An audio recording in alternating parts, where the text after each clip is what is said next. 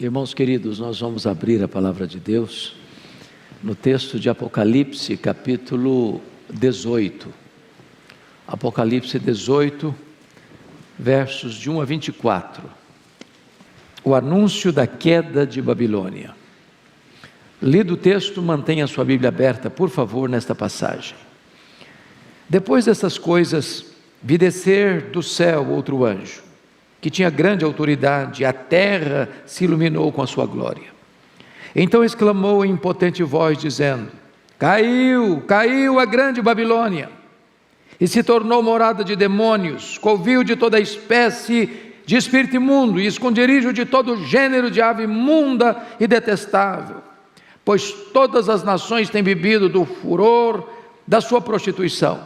Com ela se prostituíram os reis da terra. Também os mercadores da terra se enriqueceram à custa da sua luxúria. Ouvi outra voz do céu dizendo: Retirai-vos dela, povo meu, para não serdes cúmplices em seus pecados e para não participardes dos seus flagelos, porque os seus pecados se acumularam até o céu, e Deus lembrou dos atos iníquos que ela praticou. Dai-lhe em retribuição, como também ela retribuiu. Pagai-lhe em dobro, segundo as suas obras. E no cálice em que ela misturou bebidas, misturai dobrado para ela. O quanto a si se glorificou e viveu em luxúria, dai-lhe em igual medida tormento e pranto. Porque diz consigo mesma: estou sentada como rainha, viúva não sou, pranto não hei de ver. Por isso, em um só dia, sobrevirão os seus flagelos, morte, pranto e fome, e será consumida no fogo, porque poderoso é o Senhor Deus que a julgou. Ora, chorarão e se lamentarão sobre ela os reis da terra, que com ela se prostituíram e viveram em luxúria, quando virem a fumaceira do seu incêndio, e conservando-se de longe, pelo medo do seu tormento, dizem: ai,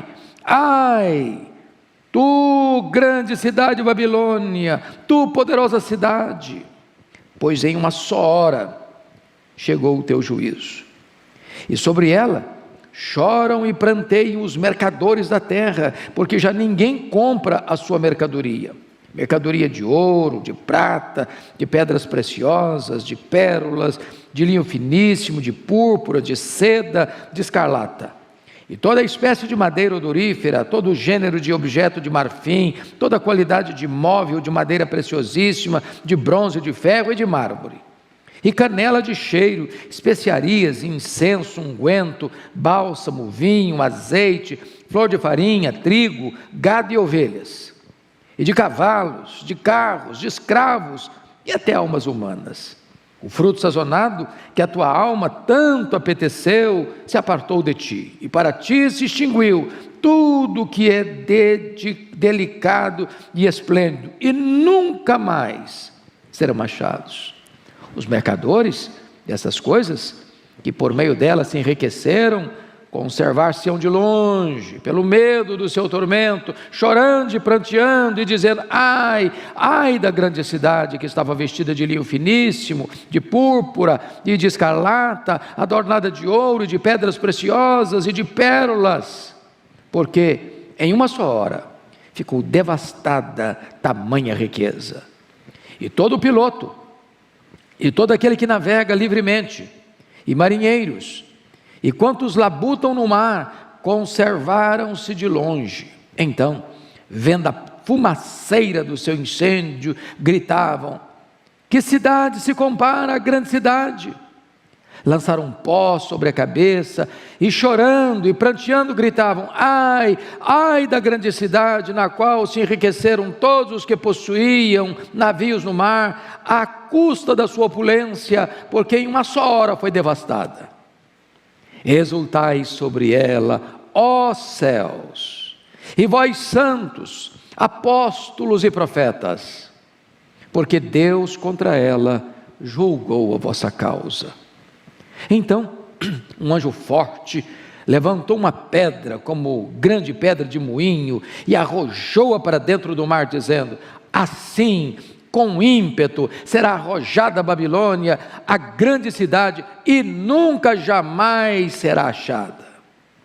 E voz de arpistas, de músicos, de tocadores de flautas e de clarins, jamais em ti se ouvirá, nem artífice algum de qualquer arte, jamais em ti se achará, e nunca jamais em ti se ouvirá o ruído de pedra de moinho. Também jamais em ti brilhará luz de candeia, nem voz de noivo ou de noiva, jamais em ti se ouvirá, pois os teus mercadores foram os grandes da terra, porque todas as nações foram seduzidas pela tua feitiçaria, e nela se achou sangue de profetas, de santos e de todos os que foram mortos sobre a terra. Eu quero então partilhar com vocês hoje, irmãos, sobre o tema as vozes da queda da Babilônia. Quando você olha a realidade das nações hoje, das grandes potências, quando você olha e vê os impérios econômicos, quando você olha e vê ideologias ateístas e nações se rendidas à feitiçaria, quando você vê os homens na sua empáfia,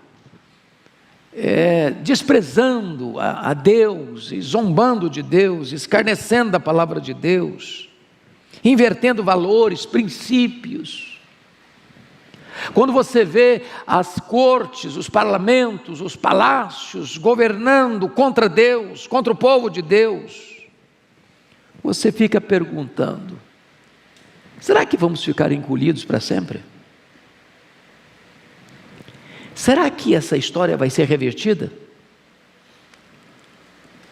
Será que o povo de Deus vai ficar envergonhado para sempre? E esse texto é uma espécie de filosofia da história, mostrando que o mal não vai vencer, mostrando que aqueles que confiaram no seu poder político, econômico, religioso, fora de Deus, contra o povo de Deus, não vai vencer. A vitória de Cristo. O mundo vai ser julgado.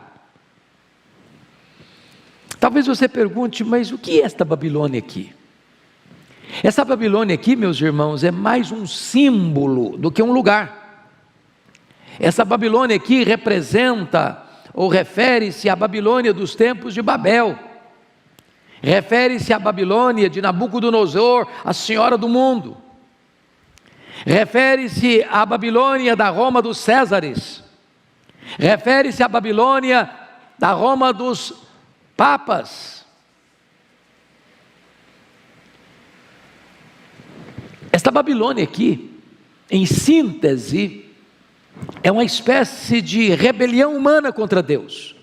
É o sistema econômico, o sistema político e o sistema religioso. Na segunda-feira passada, expondo o Apocalipse 17, nós vimos a grande Babilônia descrita como a grande meretriz, em contraste com a noiva do Cordeiro. Hoje vamos ver a Babilônia como a cidade possuída de demônios, em contraste com a Nova Jerusalém. São figuras distintas descrevendo a mesma coisa. É a queda do sistema antideus, sistema religioso, sistema político, sistema econômico, que se opõe a Deus, que persegue a igreja de Deus. Pois bem, nesse texto, você vai encontrar quatro vozes. A voz da condenação, versos 1 a 3, a voz da separação, versos 4 a 8, a voz da lamentação, versos 9 a 19, e a voz da celebração, versos 20 a 24. Sobre essas quatro vozes é que nós vamos conversar com vocês nesta noite. Em primeiro lugar, a voz da condenação. Confira comigo, por gentileza. A queda da Babilônia vejam vocês, é um fato consumado nos decretos de Deus. Você nota um anjo descendo do céu, então João está na terra nesse momento, tinha grande autoridade, a terra se ilumina com a sua glória, e esse anjo que desce do céu exclama em potente voz, dizendo: caiu a grande Babilônia, e se tornou morada de demônios. Embora João tenha tido esta visão no primeiro século, ele está apontando para um fato escatológico, para um fato futuro, mas ele coloca o verbo cair no pretérito perfeito, como um fato consumado. Irmãos, é tão importante você saber disso. O final já está escrito, o final já está definido. Nós não estamos inseguros, nem com medo. O sistema do mundo pode parecer poderosíssimo, parece que vai vencer, parece que a igreja vai ficar acuada, parece que o mal vai prevalecer, parece que o engano vai dominar, parece que a falsa religião vai sucumbir os verdadeiros servos de Deus, matando, massacrando, prendendo, torturando. Mas o fato já está decidido, a Babilônia já caiu nos planos e nos decretos de Deus. Vejam vocês, em segundo lugar, que a Babilônia, versículo 2, ela vai se tornar morada de demônios. Caiu a grande Babilônia, se tornou morada de demônios, covil de toda espécie de espírito imundo e esconderijo de todo gênero de ave imunda e detestável. Ave imunda e detestável é uma outra terminologia para demônios. Meus queridos irmãos, vejam vocês o contraste com a igreja verdadeira, que é a noiva. Porque lá em Apocalipse 21, versículo 3, está escrito: então ouvi grande voz vinda do trono, dizendo: eis o tabernáculo de Deus com os homens, Deus habitará com eles, e eles serão povos de Deus, e Deus mesmo estará com eles. Na mesma medida que a verdadeira igreja, a noiva, está sendo habitada pelo próprio Deus, a falsa igreja, a grande meretriz, a grande Babilônia, está sendo povoada, dominada por demônios. Terceiro lugar, a queda da Babilônia é em razão da sua devassidão moral, espiritual e econômica. Vejam vocês o verso 3: pois todas as nações têm bebido do vinho do furor da sua prostituição, com ela se prostituíram os reis da terra, também os mercadores da terra se enriqueceram à custa da sua luxúria. Notem vocês duas coisas: com ela se prostituem os reis e os mercadores. Os reis é um símbolo da classe política dominante, os mercadores são um símbolo do comércio, das empresas, dos empresários, dos comerciantes, que ganham dinheiro e acham que são os donos do mundo, e se aliam a sistemas de corrupção, de violência e de maldade. Toda essa conjuntura, irmãos, de governo político e toda essa conjuntura de comércio prostituído vai colapsar, vai cair. Aqueles que fizeram do dinheiro seu Deus vão cair. Aqueles que se embriagaram pelo espírito da Babilônia, que amaram o mundo e as coisas que há no mundo, vão cair. Todo esse sistema vai ruir. Essa é a linguagem aqui de Apocalipse capítulo 19. Pois bem, o que acontece agora? É a profecia de que esse sistema vai cair, vai ruir, vai colapsar. Agora vem a segunda voz, é a voz da separação. Veja você comigo, a ordem de Deus para a sua igreja é sair desse sistema do mundo. Olha o verso 4, você pode ler o 4 comigo, vamos juntos? Ouvi outra voz do céu dizendo: retirai-vos dela, povo meu, para não serdes cúmplices em seus pecados, e para não participardes dos seus flagelos. Então, o que Deus está mandando a sua igreja fazer? verbo aí, retirai-vos dela, povo meu, não é um retirar-se geográfico. Nós fomos tirados do mundo, nós estamos no mundo, mas nós não somos do mundo. Nós somos enviados de volta ao mundo, como testemunha no mundo. Ou seja, não dá para nós sermos um gueto, não dá para nós sermos uma ilha isolada do mundo, até porque nós somos o sal que esfrega, nós somos a luz que está iluminando nas trevas. Quando a Bíblia diz, retirai-vos dela, povo meu, a Bíblia está dizendo o seguinte: você está nesse mundo corrompido, neste mundo em que aqueles que governam, muitas vezes escarnecem de Deus, zombam de Deus, se prostituem espiritualmente, aqueles que governam o mundo econômico, tantas vezes oprimem. Não entre nesse sistema, não jogue nesse time, não participe desses conluios, não entre nessa filosofia de vida. Você está no mundo, mas você não é do mundo, você é diferente, você foi separado, você é governado por novos princípios, por novas leis, pelas regras que emanam do céu, não que ditam a terra. Essa é a ideia do retirar-se. Aliás, a Bíblia toda recomenda isso. Deus mandou Abraão sair da sua terra, Deus mandou Ló deixar Sodoma, Deus mandou Israel sair do Egito. Deus ordena a sua igreja a sair desse sistema da grande Babilônia, porque esse sistema vai colapsar, vai colapsar. Segundo ponto que eu chamo a sua atenção aqui, é que Deus não apenas ordena a igreja a sair da Babilônia, mas dá razões para isso. Primeira razão, versículo 4, está escrito, para que a igreja não se torne cúmplice dos seus pecados. Conhecido o ditado popular, dize-me com quem andas e dir-te-ei quem és. Aqueles que se associam, que se unem, que se aliançam, que fazem pacto com esse sistema, o que vai acontecer com eles? Eles vão ser cúmplices.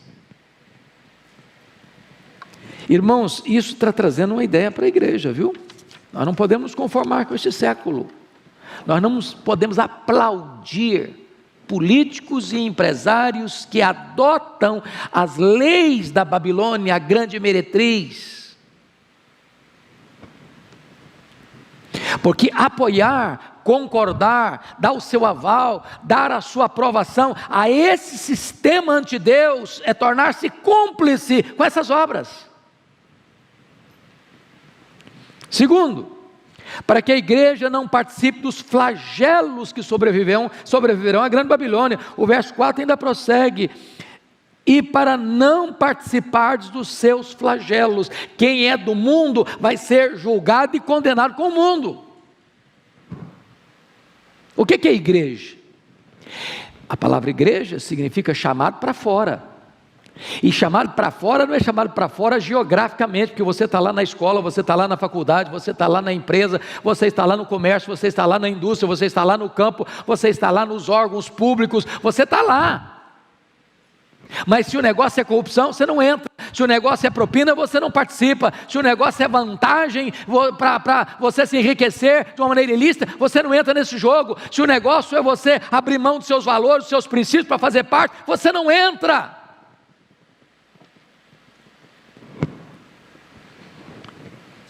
Terceiro, veja comigo os versos 6 a 8, para que a igreja entenda quais são os critérios do julgamento divino. Veja você comigo o versículo de número 5, porque aí está dito que os pecados se acumularam até o céu, e Deus se lembrou dos atos iníquos que ela praticou. Preste atenção nisso. Às vezes Deus permite, dá corda, e o mundo vai se mundanizando mais, se satanizando mais, se corrompendo mais, e Deus vai dando corda. Vocês lembram de Sodoma, que o pecado subiu até Deus? O pecado da cidade clamou até os céus, chegou o juízo. Vocês se lembram daquelas nações que moravam no território de Israel, que Deus prometeu a Abraão entregar a terra, mas só foi 400 anos depois do Abraão que a terra foi possuída. Por quê? Está escrito lá em Gênesis 15, porque o cálice do pecado daquelas nações ainda estava enchendo, quando transbordou, falou: agora chega. Deus está dando corda para esse mundo, Deus está dando corda para esse sistema político, religioso, econômico. Deus está dando corda, chega o momento que Deus diz: basta, chegou até o céu, é hora do juízo. Agora, por que Deus está julgando? Olha o versículo 7, porque a si mesma se glorificou. O primeiro aspecto, irmãos, que Deus vai punir é o orgulho. É aquele que está no governo, é aquele que está no poder econômico, é aquele que está no poder religioso. Não, eu sou, ninguém me tira, ninguém manda em mim, eu que governo do meu jeito, eu que legislo do meu jeito, eu que julgo na corte do meu jeito, eu que persigo o povo de Deus de qualquer maneira, eu que inverto os princípios e os valores. Esse orgulho, a Bíblia diz que Deus não vai tolerar. Deus resiste ao soberbo. Ninguém se põe contra Deus e prevalece. Ninguém se opõe ao povo de Deus e prevalece. Ninguém se opõe aos valores e princípios de Deus e prevalece. Mas tem mais. Olha você no versículo 7, que não é só o orgulho não. Quanto a si mesma se glorificou e viveu em luxúria. Aí não é mais o orgulho, aí é a luxúria. Aí é a degradação moral. Porque o passo seguinte do orgulho, irmãos, é a decadência moral. É isso que está levando a Babilônia à derrocada, ao colapso. Então, o versículo 8 diz o seguinte: por isso, olha a consequência, por isso, em um só dia sobrevirão seus flagelos, morte, pranto e fome, e será consumida no fogo, porque poderoso é o Senhor Deus que a julga. Entenda uma coisa, irmãos: o julgamento do sistema religioso, político e econômico chamado a Grande Babilônia, a grande meretriz, não é patrocinada na terra, não é o homem que vai julgar esse sistema, é o próprio Deus. Quem julga é Deus. E notem vocês que a queda não é progressiva, não é paulatina, não é em doses homeopáticas, ela é num só dia, ou seja, no dia do juízo, todos os recursos, todos os poderes da terra, todo o poderio dos homens entra em colapso, num só dia, num só momento. Pois bem, queridos, vejam vocês agora comigo a terceira voz. É muito curioso isso. A voz da lamentação, versos 9 a 19. E você vai ver que aqui os reis começam a lamentar, aqui os mercadores começam a lamentar, e aqui os que trabalham no mar, os pilotos de navio, que não tinha piloto de avião naquela época, e também os marinheiros, e aqueles que viviam do mar começam a lamentar. O que significa isso? O poder político lamenta, os reis. O poder econômico, os mercadores lamentam. Aqueles que viviam do comércio exterior, das transações comerciais, através das navegações, da exportação, da importação dos seus produtos, todos começam a lamentar. Por quê? Porque todo esse sistema começa a ruir. Então vamos dar uma olhadinha nisso. Primeiro, o lamento dos reis e dos homens poderosos, de influência na terra. Confira aí comigo os versos 9 e 10. Ora, chorarão, se lamentarão sobre os reis da terra, que com ele se prostituíram e viverem em luxúria, quando virem a fumaceira do seu incêndio, e conservando-se de longe, pelo medo do seu tormento, dizem: ai, ai, tu grande cidade Babilônia, tu poderosa cidade, pois em uma só hora chegou o teu juízo. O que está escrito aqui? Os reis são os políticos e aqueles que se renderam às tentações da Babilônia e desfrutaram dos seus deleites. Quem são aqui, irmãos queridos, agora os mercadores? são os grandes empresários, as grandes empresas, os grandes negociantes, aqueles que têm colocado o seu coração no seu dinheiro, nas suas mercadorias, nos seus deleites deste mundo. Tudo isso está entrando em colapso. Eu quero só chamar a sua atenção para o cuidado que João seleciona os produtos desses mercadores. Se você perceber, ele elenca 30 artigos de luxo e classifica esses artigos por categoria de 4 cada um, para mostrar que todo o sistema econômico entra em colapso. Por exemplo, 4 artigos de joia, versos 11 e 12: ouro, prata, pedras preciosas e pérolas. Então, esse glamour das joias entra em colapso. Segundo, 4 tecidos de luxo: linho finíssimo, púrpura, seda e escarlata, entra em colapso. Então, as grifes, né? Vocês já perceberam isso? Que muita gente hoje não compra uma roupa porque ela é boa, compra por causa da grife. E não importa se você compra e paga R$5.000 numa peça de roupa. Vocês já perceberam bolsas, por exemplo? Você compra não o produto, você compra a marca. R$20.000 numa bolsa. Ele está mostrando aqui os produtos de luxo, né? De tecido de luxo, linho finíssimo, púrpura, seda e escarlata. Só gente nobilíssima. É o glamour da moda. Mas ele vai lá, 4 artigos de ornamentação. Olha aí: madeira odorífera, objetos de marfim, móvel de madeira preciosíssima, bronze, ferro, mármore. É agora os adornos das casas, dos palácios, dos apartamentos chiques, das mansões. Tudo entra em colapso.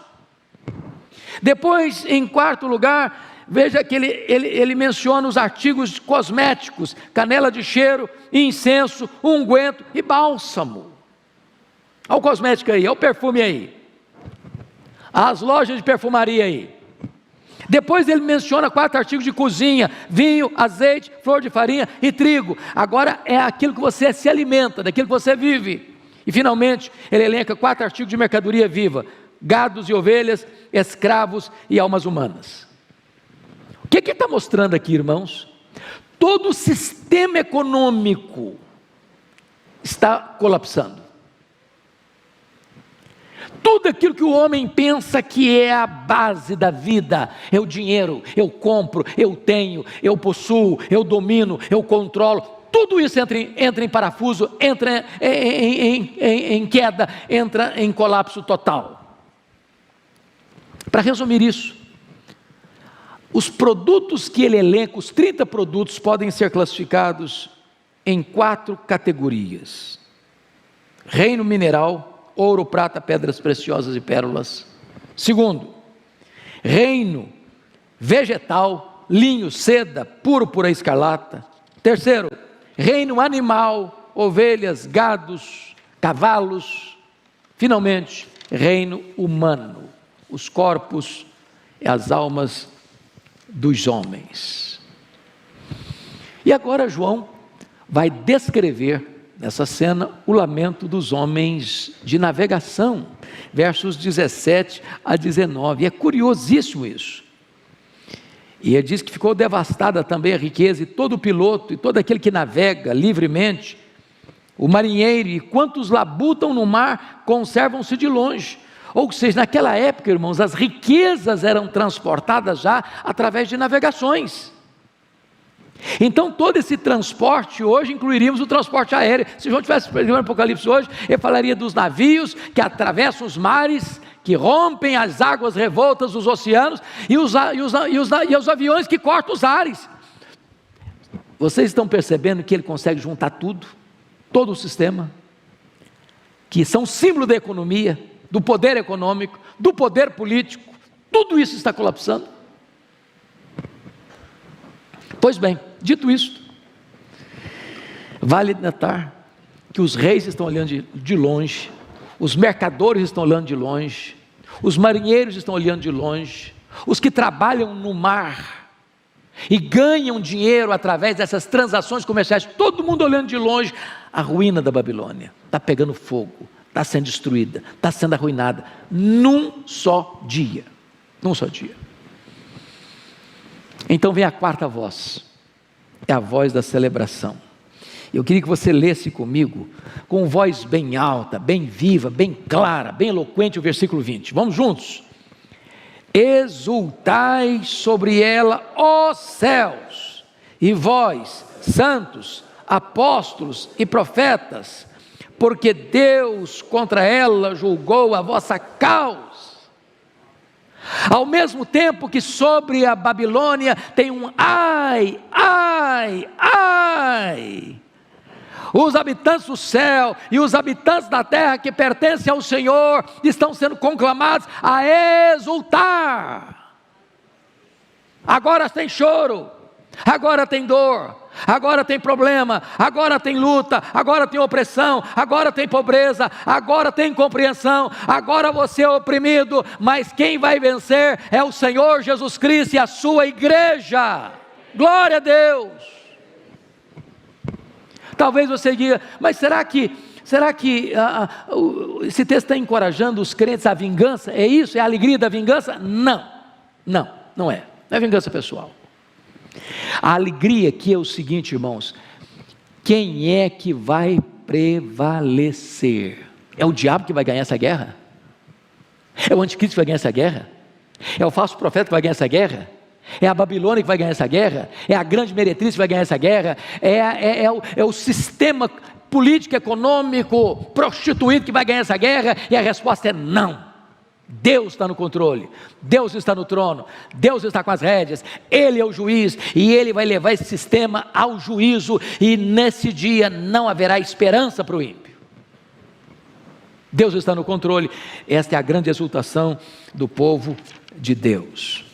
Agora vejam vocês, que a ruína total da Babilônia é demonstrada no verso 21, olha a figura dele. Então um anjo forte levantou uma pedra, como grande pedra de moinho, e arrojou-a para dentro do mar, dizendo: assim com ímpeto será arrojada a Babilônia, a grande cidade, nunca jamais será achada. Pense comigo nessa cena. A pedra de moinho é muito comum lá em Israel, você ver, e também como a ilha de Patmos era uma ilha vulcânica, com muitas pedras. Pensa você numa pedra grande. Se você é um anjo forte, arroja uma pedra dessa pesada para dentro do mar, o que vai acontecer com ela? Ela vai flutuar? Ela vai boiar? Não, ela vai imediatamente para o fundo. É com essa imagem que ele tem, é que ele está vendo a queda radical, repentina, plena e total, irreversível da grande Babilônia. Mas agora, notem ainda em terceiro lugar que a Babilônia torna-se lugar onde todas as coisas boas estarão ausentes. Se a noiva vai estar onde só tem coisa boa, não tem lágrima, não tem choro, não tem dor, não tem luto, não tem pecado, não tem tristeza, não tem escuridão. Esse é o cenário que a noiva vai experimentar. Mas qual é o cenário que não vai ter presente lá na grande Babilônia, que vai cair? Primeiro, confira comigo os versos 22 e 23. E voz de arpistas, de músicos, de toda flauta, de tocadores de flautas, de clarim, jamais em ti se ouvirá, nem artista algum de qualquer arte jamais em ti se achará, nunca jamais em ti ouvirá o ruído de pedra de moinho, também jamais em ti brilhará luz de candeia, nem voz de noivo ou de noiva jamais em ti se ouvirá, pois os teus mercadores foram os grandes da terra, porque todas as nações foram seduzidas pela tua feitiçaria. Então, o que não vai ter lá? Primeiro, não vai ter música. Você já imaginou um mundo sem música? Deve ser chato, hein? Tem música. Lá não se ouve voz de lá só se ouve voz de lamento, mas não se ouve voz de arpista. A música não vai ter lá. Segundo, não tem arte criadora. Lá não tem artífice. Terceiro, lá não tem suprimento. Os moinhos já não movem mais. Os mercados fechados. Quarto, lá não tem luz, as trevas são um símbolo da efusão final da ira de Deus. O que é a condenação eterna? Senão trevas exteriores, trevas eternas. Quarto, lá não tem relação de amor, lá não tem casamento, lá não tem noivo, lá não tem noiva, lá não tem poesia, lá não tem sonhos, lá não tem amor. Irmãos, João está descrevendo figuras que você e eu entendemos, para compreender como será o destino terrível daqueles que vão ser condenados, para sempre. Mas finalmente, a Babilônia, o sistema destituído de Deus e destruído do mundo, símbolo da oposição a Deus e a sua igreja, vai ser condenado, queridos, porque ela se opõe a Deus. O verso 23 vai nos informar que, porque todas as nações foram seduzidas pela tua o quê? Feitiçaria. Feitiçaria. O que é a feitiçaria? Essa magia trevosa que substitui Deus por outras divindades, por espíritos malignos, que acorrentam as pessoas a crendices, apartando as pessoas da verdade simples e pura do Evangelho. Deus está condenando isso. Deus está condenando isso. Se você perceber, essa filosofia anticristã da feitiçaria é que vai ser a razão da queda da Babilônia. Mas tem outra razão aí, está escrita aí: e nela se achou o sangue de profetas, de santos e de todos os que foram mortos sobre a terra. Então tem duas coisas juntas aí que Deus está punindo a Babilônia, a grande Babilônia. Primeiro, a feitiçaria dela. Segundo, a violência desse sistema contra a igreja de Deus. Tem sangue de santos, tem sangue de profetas, tem sangue de apóstolos, tem sangue de homens, tem sangue de mulheres, tem sangue dos servos de Deus. Irmãos, prestem bem atenção nisso. Tem muitos irmãos nossos hoje ainda sendo torturados pela sua fé.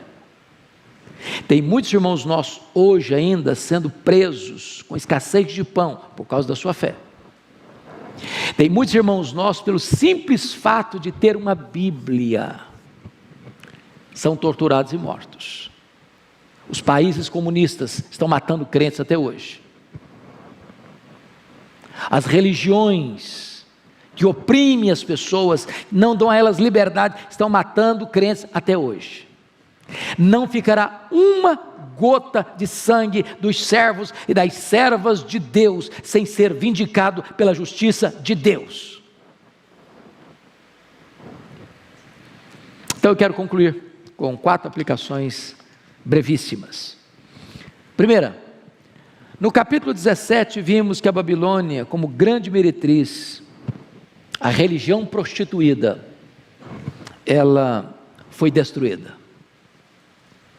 Esse é o capítulo 17. Segundo, no capítulo 18 nós vimos a grande Babilônia como sistema político e econômico entrando em colapso, porque substituiu Deus pelo dinheiro, pelo poder, pelo prazer, pela feitiçaria. Terceiro, o mundo que tem zombado da igreja, perseguido a igreja, matado os crentes, está com a sua derrota decretada, consumada, pelo decreto do Deus Todo-Poderoso. Quarto e último, a grande pergunta nesta noite é: você é um cidadão desta grande Babilônia? Ou você é um cidadão da Nova Jerusalém? Onde você estará? Na cidade do pecado, da feitiçaria, que vai ser destruída? Ou você estará na cidade